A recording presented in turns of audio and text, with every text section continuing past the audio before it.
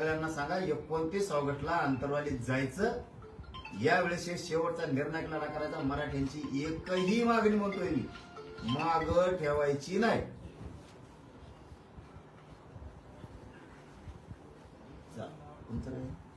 ते काही अभ्यासक येणार आहेत ज्यांनी तुम्हाला तुमच्या मताशी सहमत नव्हते मुंबईमध्ये किंवा इतर ठिकाणी, त्यांनी सोशल मीडियावरती लिहिलंय की ते येणार आहेत म्हणून. नीट वागायचं असलं तर यायचं नाही तर इकडे यायचं नाही. मी मीडियात तेच सांगितलं, इकडे यायचं नाही. रात्री पण सांगितलं आपल्याकडे चोरून लपून काय नसतं.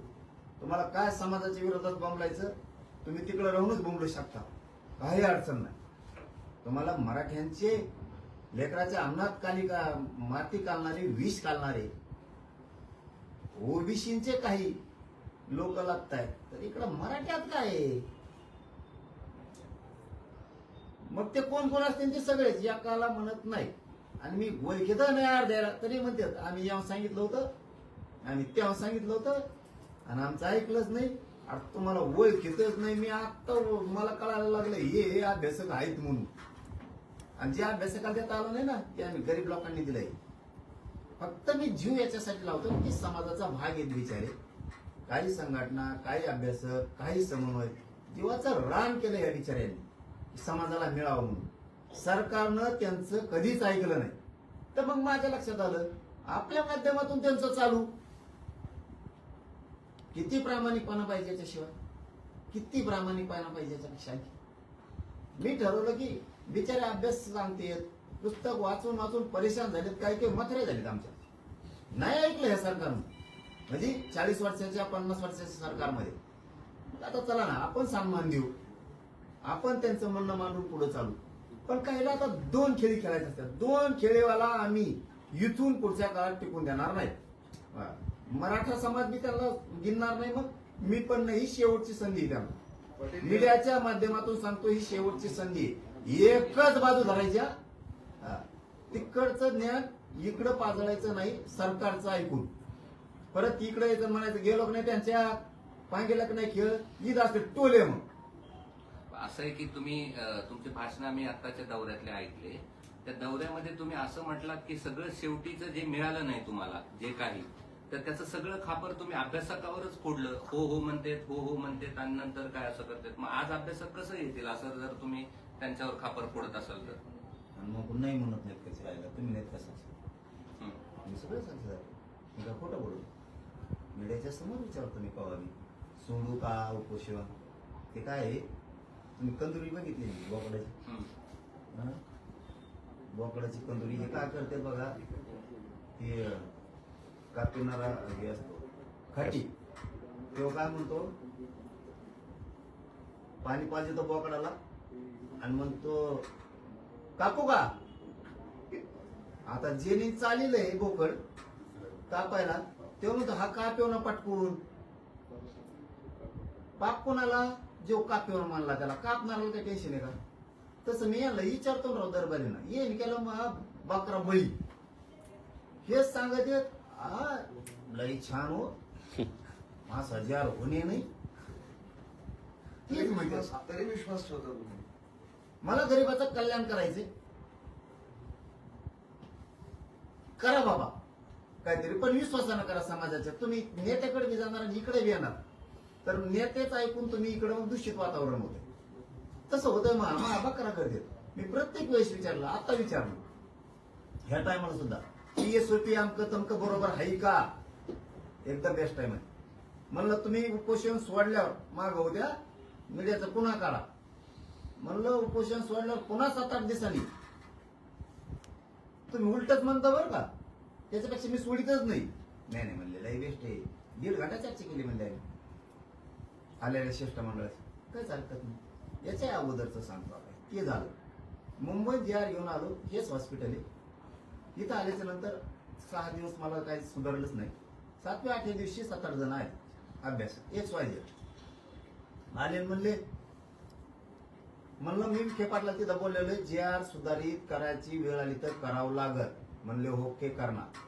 मग 7-8 जण अभ्यासक आले की ते भेटायला आले. पण मी बोलता बोलता म्हणलो बाबा JR व्यवस्थित आहे का बघा, काही दुरुस्त्या करायच्या सुधारणा करू. ते काय म्हणतात मला हो आम्ही त्यासाठी चालतो. आता काय करायचं, आमच्याकडे मोठा सनदी अधिकारी, मोठा, आणि त्यांनी जे आर पण काढलेले मंत्रालयात याच्या अगोदर, आणि विभाग आयुक्त पण होते. आणि मला काही हरकत नाही ना, माझा तुमच्यावरती विश्वास नाही असं नाही. तुम्हाला जी बदल करायची ती करा, काही म्हणणं नाही माझं, सुधारित करून घेऊ आपण. जावा मग म्हणलं जा. गेले सनदी अधिकारी 10-10:30 गेले सकाळी. मला वाटतं 7:45च्या टायमाला संध्याकाळी माघारी आहे. हे म्हणले, साहेब म्हणले असा जी आर होणं नाही, मराठ्यांचं आयुष्याचं कल्याण झालं. छान. म्हणलं मग ठेवायचा का?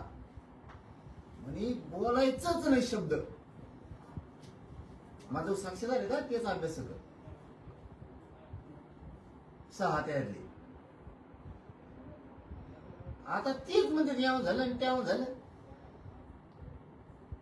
सनदी अधिकारी तुमचा इथं आल्यावर मला सांगितलं, जाऊस तर नाही सांगितलं. प्रश्न तोच आहे ना की तुम्ही सगळ्या अभ्यासकांना बोलवता आणि परत त्यांच्यावरच खापर फोडवता. आता येतील का? आमचं म्हणणं हे की अभ्यासक येतील का? आणि याला दुसरा जोडून प्रश्न असा आहे की आता आलेले अभ्यासक वेगळे असते तर सोडायच्या वेळेला आलेले अभ्यासक वेगळे असते. आता मी तरी काय करू, ते तर घरी जाऊन झोपते. बायकोचा फोन आला, पोट शाळा सोडायचं होतं, बसायचं असं घ्यायचं होता. मग काय करणार, मग मी मारतो झकीकडे, उपोषणाला बसतो, रक्त जाळीतो, जीव जाळीतो, आणि टायमाला ती कुठेतरी निघून गेली असते. फीस भरायची, नामकाच करायचं, येऊनच नेऊन सोडायचं, आणि त्याचं दुखत होतं. मग दवाखान्यातच गेलतो. मग मला येऊस तर थांबलेच नाही. आता तुला येऊस तर थांबायचं का आता कोणा? मग हे असलंय. खरं बोललं की सख्या आईला राग येतो तसं खेळी आता येऊ. तुम्ही नाहीत करावं साक्षीदार, तुम्हाला करून काय करतो राव मी माझ्या गरीबाच्या कल्याणासाठी लढतो. आता वारंवार बदलले, त्याला मी काय करू? काही अभ्यासकाच सांगितलं ना तुम्हाला, जीव चालला राव त्यांचा. शपथ सांगतो, जीव चालला अक्षरशः समाजाला मिळावं. काही समन्वयकांनी उभा हयात वायाला घातली की आपल्या समाजाच्याच लेकराचं कल्याण करायचं. कित्येक तरी संघटनेत आमच्या उभ्या हयात रस्त्यावर आहे समाजाला मिळावं. पाटील, एक चर्चा यावेळेस अशी आहे, देवेंद्र फडणवीसचं टार्गेट तुमची नेहमीच राहिलेले आहे. मात्र यंदा लिस्ट वाढलेली आहे. एकनाथ शिंदे झालेले, आता संजय शिरसाट झाले, आणि खास करून बावनकुळेंबाबत तुम्ही खूप पर्सनल लेवलवर जाऊन टीका करतायत, अशा पद्धतीचं बोललं जातं. त्यांनी पर्सनल वाटोळ केला आमचा समाज, म्हणून पर्सनलवर जाणार. त्या माणसाबद्दल ते शब्द आहेत माझे. या माणसाला जर फोन लावला तर 4 मिनिटं सुद्धा लागून देत नाही समोरच्याचं काम करायला. शक्तीपीठ महामार्गात त्याचा अनुभव आहे. म्हणून बोललो, तोच माणूस पर्सनल वाटोळा करायला लागला आमच्या जातीचा. त्यांना जातीवाद करायची अजिबात गरज नव्हती, मराठ्यांवर अन्याय करायची अजिबात गरज नव्हती. अजिबात काही संबंध नाही त्यांचा आमच्याशी. आमच्या व्हॅलिटी रद्द करायचा काय अधिकार नाही. आणि मी समाजाचा आहे. मी जे म्हणतात ना, यावेळी शिंदे साहेब सुद्धा बोलले, जे चुकलं ते मी सोडणार. माझ्या जातीला पेक्षा मी कोणालाच मानत नाही मोठं. ते भलं जी किंमत मोजायची आहे ती वेळी.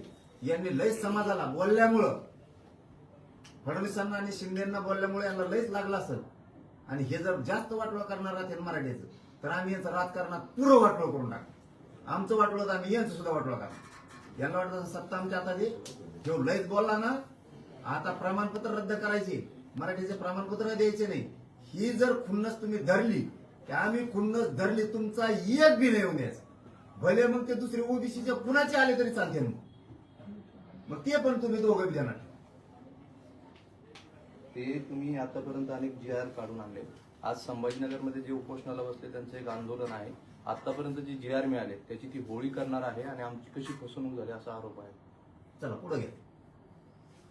तुमच्या आंदोलनानंतर अनेक ओबीसी संघटनाही आंदोलन करण्याच्या ह्याच्यात आहे, घोषणा झाल्या आंदोलनाची. त्याबाबत काय झालं? ओबीसी पण आंदोलन करणार आहे तुमच्या आंदोलनाला. त्याला काय धंदा आहे? नेते ओबीसी नाही, ओबीसी नाही. हा नेते, हा फक्त नेते, ओबीसी नाही. विचारा, आम्ही बळच कधी धनगराला दुखवलेलं नाही.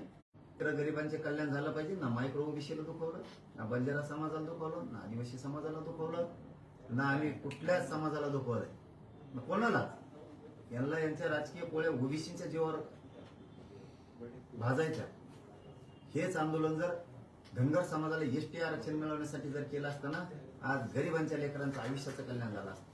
तिथं ताकद लावा. ही महाराष्ट्रात ओबीसी मध्ये गरीब लेकरांच्या मराठ्यांच्या जर नोंदी सापडल्या असल्या तर गरिबांच्या मराठ्यांच्या लेकराचं कल्याण झालं पाहिजे. इतकी साफ नियत आजही ग्रामीण भागातल्या ओबीसी मध्ये आज पण एकदम साथ नाही येते त्यांची.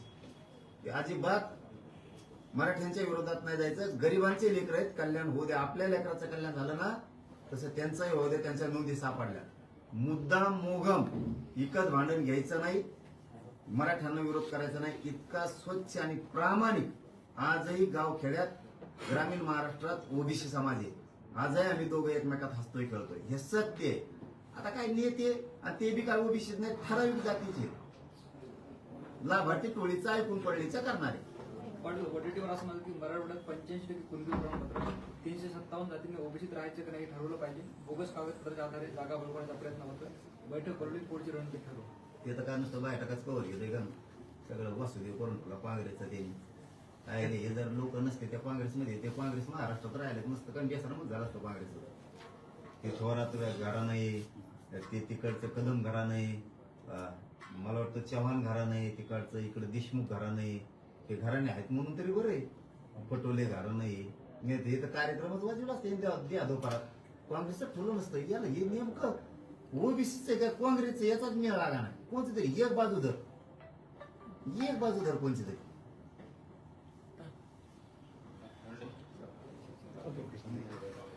धन्यवाद.